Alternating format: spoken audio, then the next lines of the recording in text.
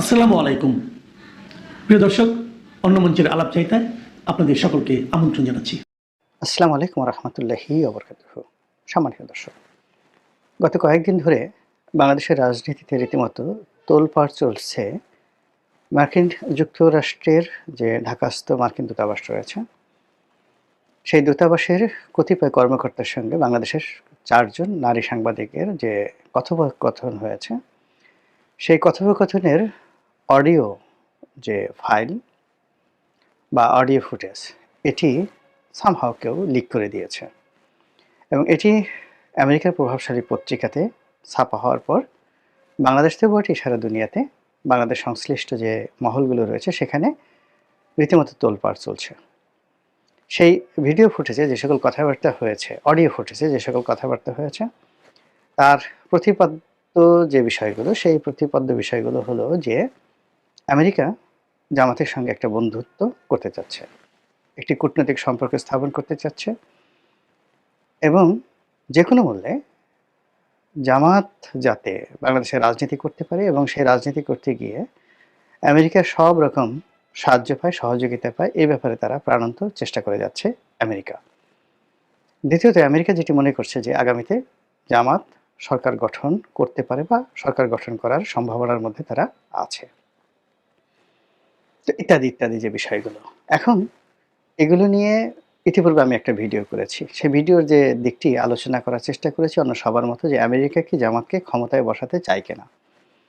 মূল ব্যাপার হলো যে আগামীতে যারা ক্ষমতায় আসবে তাদেরকে আমেরিকা কিংবা ভারত উভয় রাষ্ট্রের সঙ্গে একটা সম্পর্ক স্থাপন করতে হবে। এখন আমেরিকার হাত ধরে কারা ক্ষমতায় আসবে বা ভারতের হাত ধরে তারা কারা ক্ষমতায় আসবে, এটি আলোচনার বিষয়, আর এটি পরিপূর্ণভাবে সম্ভব কিনা। আর তাই যদি সম্ভব হতো, অর্থাৎ আমেরিকা এবং ভারত যদি কাউকে ক্ষমতায় বসাতে পারত, তাহলে অনেক দেশই সেই আমেরিকা বিরোধী সরকার কখনো ক্ষমতায় থাকতো না। আবার ভারত যদি কাউকে ক্ষমতায় বসাতে পারত, তাহলে অবশ্যই শেখ হাসিনা ক্ষমতাচ্যুত হতেন না। তো এখানে আসলে ক্ষমতায় থাকতে হলে, আসতে হলে যদি ১০০টি উপকরণ লাগে, সেই ১০০টি উপকরণের মধ্যে হয়তো আমেরিকার সমর্থন বা ভারতের সমর্থন একটি। তো সেই অর্থে ভারতের বন্ধুত্ব বা আমেরিকার বন্ধুত্ব যেকোনো একটি রাজনৈতিক দলের জন্য যেভাবে আশীর্বাদ হতে পারে, একইভাবে এটি কারো কারোর জন্য প্রতারণার ফাঁদ হতে পারে, কারো কারোর জন্য বিপদের কারণ, বিপত্তির কারণ অথবা ধ্বংসের কারণ হতে পারে। জামাতের সম্পর্কে যে অডিওটি প্রকাশ হয়েছে মার্কিন যুক্তরাষ্ট্রের যে রাষ্ট্রদূত বা কর্মকর্তাদের বরাত দিয়ে, তো সেখানে ইতিবাচক দিক যেভাবে রয়েছে জামাতের জন্য, তদ্রূপ নেতিবাচক দিকও কিন্তু কোনো অংশে কম নয়। আগের একটি ভিডিওতে আমি ইতিবাচক দিক নিয়ে আলোচনা করেছি যে জামাত কেন আমেরিকার মুখাপেক্ষী বা আমেরিকা কেন জামাতকে সমর্থন দিতে চাচ্ছে। আর আমেরিকা যদি জামাতকে সমর্থন দেয়, সেক্ষেত্রে জামাতের ক্ষমতায় আসার সম্ভাবনা কতটুকু, এই সম্ভাবনা নিয়ে আলোচনা করেছি এবং আজকের ভিডিওতে আমি এর নেতিবাচক দিক নিয়ে আলোচনা করব। প্রথম কারণ হলো যে আমেরিকা যদি কারো বন্ধু হয়, তার আর শত্রু হওয়ার কোনো প্রয়োজন নেই বা অন্য কোনো নতুন শত্রুর আর দরকার নেই। এই গেল এক। ২ নম্বর হলো যে আমেরিকা একই সঙ্গে ২-৩ জনের সঙ্গে খেলে। এখন এই মুহূর্তে তারা আওয়ামী লীগের সঙ্গে খেলছে, ভারতের সঙ্গে খেলছে, অর্থাৎ আওয়ামী লীগ বনাম ভারত, এবং তারা বিএনপির সঙ্গেও খেলছে, জামাতের সঙ্গেও খেলছে। কিন্তু অন্তঃস্থল থেকে আসলে তারা কাকে চাচ্ছে, যদি আপনি সেটি বিবেচনা করেন, তাহলে তাদের জন্য সবচেয়ে নিরাপদ হলো আওয়ামী লীগ এবং ভারতের যৌথ প্রযোজনায় যদি একটি কর্তৃত্ববাদী শাসন থাকে, যেভাবে শেখ হাসিনার জমানাতে ছিল ওইরকম আর একটা শাসন থাকে, তাহলে এখানে আমেরিকার যে স্বার্থগুলো আছে সেই স্বার্থগুলো ফটাফট দেয়া সম্ভব। কাজেই কোনো একক কর্তৃত্ববাদী যে সরকার, সেটি যদি প্রতিষ্ঠিত না হয়, সেটা জামাত হোক, বিএনপি হোক, আওয়ামী লীগ হোক, কোনো গণতান্ত্রিক সরকারের পক্ষে কোনো অবস্থাতেই আমেরিকার স্বার্থ সংরক্ষণ করা সম্ভব নয়। দ্বিতীয়ত, জামাতের পক্ষে কোনো অবস্থাতেই আমেরিকার 1% স্বার্থ সংরক্ষণ করা সম্ভব নয়। এর কারণ হলো জামাত যদি ক্ষমতায় আসে, সে হবে মানে ইতিহাসের সবচেয়ে দুর্বল একটি শাসক। তাকে সবার কথা শুনতে হবে এবং একটি রাষ্ট্র শেখ হাসিনার মতো করে কর্তৃত্ব নিয়ে চালানোর জন্য তাদেরকে আরও ১০০ বছর অপেক্ষা করতে হবে। একজন এরদোয়ান দরকার হবে, একটি একে পার্টির দরকার হবে। এখন বোঝার চেষ্টা করুন জামাতের কাকে দিয়ে আপনি এরদোয়ানের মতো একটি শক্তিশালী শাসন কায়েম করবেন।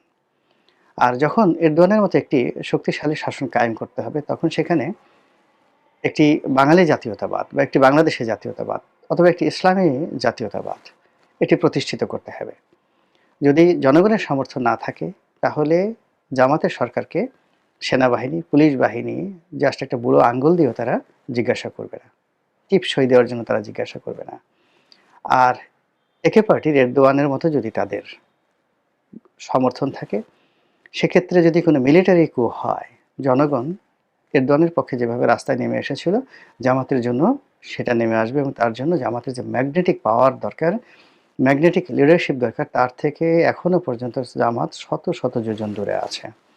তো কাজে একটা হাইপ তুলে কিংবা ধরুন মানুষের আবেগকে পুঁজি করে বা যে কোনো একটা পরিবেশ পরিস্থিতির সুযোগ নিয়ে তারা যদি ক্ষমতা আসেও, সেই ক্ষমতা নিয়ে বিদেশি কোনো রাষ্ট্রের স্বার্থ সংরক্ষণ করা, বাংলাদেশের শারিয়া ভিত্তিক একটি রাষ্ট্র কায়েম করা অথবা কোনো গুরুতর বা কঠিন সিদ্ধান্ত নেওয়া সম্ভব হবে না।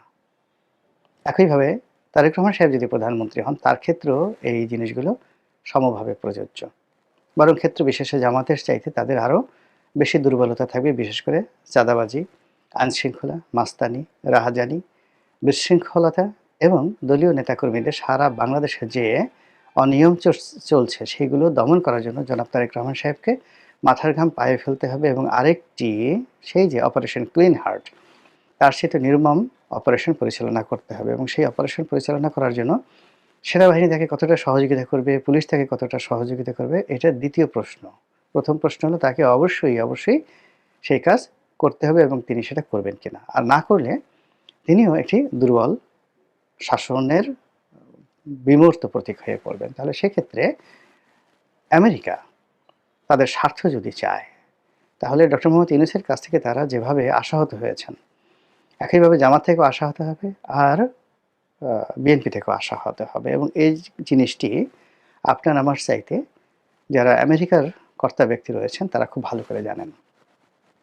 ফলে কি হলো, বাংলাদেশের রাজনৈতিক অঙ্গন থেকে যদি বিএনপি এবং জামাতকে তাড়িয়ে দেওয়া যায়, দুর্বল করা যায়, তাদের একে অপরের সঙ্গে যদি দ্বন্দ্ব এবং সংঘাত বাঁধিয়ে দেওয়া যায় এবং ফলে একটা তৃতীয় শক্তির অভ্যুদয় ঘটে অথবা আওয়ামী লীগের ফিরে আসার একটা সুযোগ তৈরি হয়, সেটি আমেরিকার জন্য সবচেয়ে ভালো হবে এবং সেই কাজ করার জন্য তারা ফাঁদ পাততে পারে এবং সেই ফাঁদে দেখালো যে এই জরিপে জামাত ভালো করেছে, এই জরিপে বিএনপি ভালো করেছে, আওয়ামী লীগের কোনো নামগন্ধ নাই। আর নাকে তেল দিয়ে তারা যখন ঘুমাবে এবং ঘুমাতে গিয়ে যখন মনের আনন্দে তারা হাত পা ছুড়োছুড়ি করবে, তখন জামাতের ঘুষিতে বিএনপির কজনের যে নাক ফাটবে ঘুমের মধ্যে, আর বিএনপির পায়ের আঘাতে জামাতের কতজনের যে কলিজা থর থর করে কাঁপবে, এটি যারা ঘুমিয়ে থাকেন, নাক ডাকতে থাকেন অঘরে এবং সেই ঘুমের মধ্যে যারা হাত পা ছুঁড়েন তাদের যারা নিকটতম প্রতিবেশী থাকেন তারা ভালো করে বোঝেন। আমি উদাহরণ হিসেবে বলি যে 2014 সনে যে নির্বাচনটি হলো বিনা ভোটে নির্বাচন, বিএনপি যদি আর মাত্র 15টা দিন তাদের আন্দোলনটা চালিয়ে নিতেন নির্বাচন পরবর্তী সময়, শেখ হাসিনা সরকারকে অবশ্যই বাধ্য হয়ে আরেকটি নির্বাচন দিতে হতো এবং 2014 সনের নির্বাচনটি ইতিহাসে 15ই ফেব্রুয়ারি নির্বাচন 1996 ভার্সন 2 হিসেবে আখ্যায়িত হতো এবং সেই নির্বাচনে বিএনপি এবং জামাত ক্ষমতায় আসতো। এতে কি হলো, মার্কিন যুক্তরাষ্ট্রে যারা কর্তা ব্যক্তি তারা বিএনপিকে বুঝালো, জামাতকে বুঝালো যে তোমরা তোমাদের আন্দোলন স্থগিত করো, আমরা দেখছি, আমরা আওয়ামী লীগকে বাধ্য করছি এবং বিএনপি জামাত সেই আমেরিকার আশ্বাসকে তারা বিশ্বাস করেছিল। বিনিময়ে 5টি বছর তাদেরকে সেই আওয়ামী লীগের যে জাতাকল সেই জাতাকলে নিবিষ্ট হতে হয়েছিল। দ্বিতীয়ত 2018 সনে 2018 সনে এইরকম একটা পরিবেশ এবং পরিস্থিতি তৈরি করেছিল। সেই পরিবেশ এবং পরিস্থিতির কারণে মানে বিএনপি, জামাত, অন্য সকল বিরোধী দলের মনে হয়েছিল যে এইবার আওয়ামী লীগের একটি নিরপেক্ষ নির্বাচন না দিয়ে কোনো উপায় নেই। পশ্চিমা বিশ্ব এমনকি ভারত তাদেরকে টুটি চেপে ধরেছে। সারা বাংলাদেশে তখন গণতন্ত্রের জন্য হাহাকার করছে। শেখ হাসিনা অবনত হতে বাধ্য হয়েছে। তিনি গণভবনে সবাইকে ডেকেছেন। মির্জা ফখরুল, মওদুদ আহমেদ, ডক্টর কামাল হোসেন থেকে শুরু করে বাংলাদেশের রাজনীতির সকল বরেণ্য পুরুষ সেখানে উপস্থিত, এবং সবাই নিশ্চিত ধরে নিয়েছে যে এইবার একটা সুষ্ঠু নির্বাচন হচ্ছে, এবং সবাই সেই ফাঁদে পা দিল।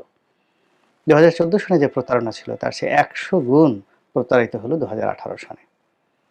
আর 2024 সনে তারা মার্কিন রাষ্ট্রদূত পিটার ডি হাসকে দিয়ে এমনভাবে মুভমেন্ট করালো, অ্যাজ ইট ইজ মনে হলো যে আওয়ামী লীগ যদি নির্বাচন করে তাহলে ভেনেজুয়েলাতে যে অবস্থা তৈরি হয়েছে, অর্থাৎ যেভাবে প্রেসিডেন্ট মাদুরোকে আমেরিকা তুলে নিয়ে গেছে, 2024 সনে যদি শেখ হাসিনা একতরফাভাবে কোনো নির্বাচন করেন তাকেও আমেরিকা তুলে নেবে, এরকম একটা ভাবসাব যখন দেখানো হলো, ঠিক সেই সময়টাতে শেখ হাসিনা টুস করে একটি নির্বাচন করে মনের আনন্দে তার শাসনকার্য চালাচ্ছিলেন।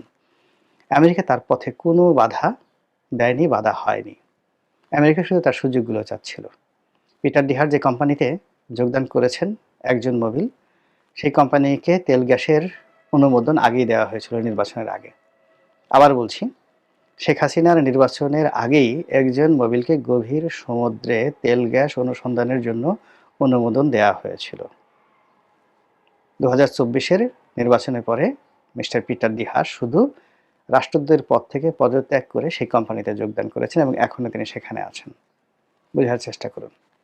তো সেই অর্থে আপনি যদি 2024, 2014, 2018 সনে মার্কিন যুক্তরাষ্ট্রের ফাঁদগুলো দেখেন, তো সেই ফাঁদ এখন জনাব তারেক রহমান সাহেব এবং জনাব ডাক্তার শফিকুর রহমান তাদের জন্য কতটা মজবুত হয়েছে, কতটা নিখুঁত হয়েছে, তা একটু যদি ধ্যান করেন, চিন্তা করেন, সহজেই বুঝতে পারবেন বলেই আমার বিশ্বাস। মহান আল্লাহ আমাদের সবাইকে হেদায়েত দান করুন এবং হেফাজত করুন। আসসালামু আলাইকুম ওয়া রাহমাতুল্লাহি ওয়া বারাকাতুহু।